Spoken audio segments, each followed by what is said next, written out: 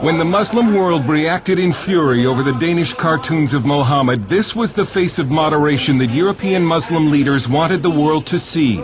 The mainstream Muslims living in this country want to show that we can express our protest in a very legitimate, in a very civil, in a very courteous way.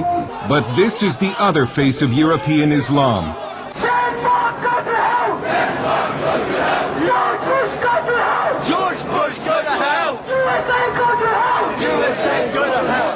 This is footage of the demonstration outside the Danish embassy in London, provided to CBN News by the NIFA Foundation, an anti-terrorism group.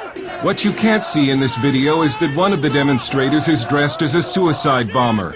Even moderate British Muslims were outraged that no one was arrested, even though British law forbids incitement to murder. But it follows a pattern of extraordinary and some would say dangerous tolerance of Muslim radicals. UK, you are paid! UK, you are paid! Bin Laden on his way! Bin Laden on his way! These protests threatening bloodshed occurred in 2004, 1 year before London's 7/7 subway and bus bombings. Now Tony Blair has been warned. Pull your troops out of Afghanistan. Pull your troops out of Iraq. And if you do not pull your troops out, you will get bloodshed on the streets of London. Again, no one was arrested, and moderate Muslims tried to keep the media from publicizing what for them has become a public relations nightmare. Yeah, that's disgusting. I mean, it doesn't serve any purpose. These guys don't represent me. They probably don't represent most Muslims in this country, and they do a disservice not only to, living here in the UK, but they do a major disservice to Muslims. They may not represent the views of most British Muslims, but polls do suggest the Muslim middle is radicalizing. A recent survey shows that 40% of British Muslims want Islamic Sharia law in the United Kingdom. Sharia imposes punishments like amputations and stonings. And in a separate poll, nearly 1/3 of Muslims agreed with the statement that Western society is decadent and immoral, and that Muslims should seek to bring it to an end.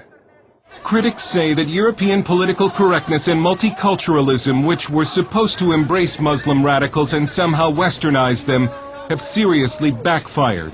And now Western Europe seems paralyzed by the political correctness that grips the government and the media. One of the biggest fears for a lot of commentators, whether they're terrorist commentators or commentators on the Middle East, is if they actually address this whole issue of Islam and start to question it, what they fear is being labelled as an Islamophobe. There's a real reluctance to offend the ethnic communities of any sort, let alone the Muslim community. And there seems to be a lack of political will to stop Muslim radicals bent on conquest. May Allah bomb you! May Osama bin Laden bomb you!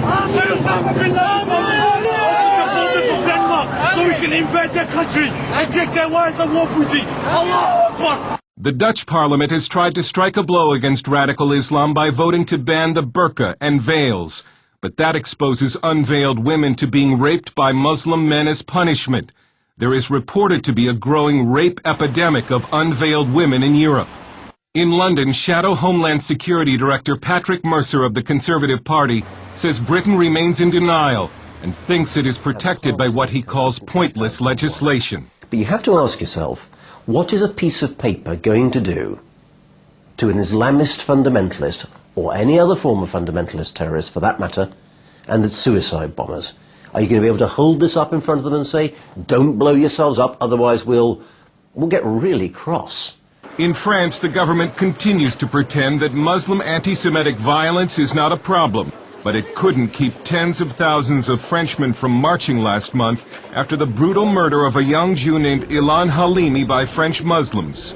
Halimi was held for ransom and then tortured to death by Muslim immigrants who phoned his family and recited to them verses from the Quran as their son screamed in agony. French conservative political writer Guy Millier. A lot of Jews in Europe, and especially in France, are really scared about the future. I have many Jewish friends, and they say to me, we think we shall have to leave France to go to the United States, to Canada, to Israel, but France will not be our country anymore. It's a similar story all over Europe.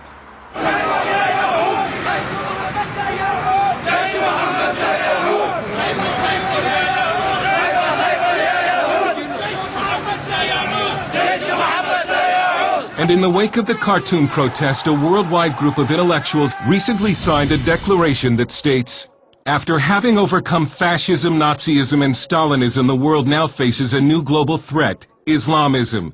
It is not a clash of civilizations nor an antagonism of West and East that we are witnessing, but a global struggle that confronts democrats and theocrats. And Europe's problem with radical Muslims is our problem too."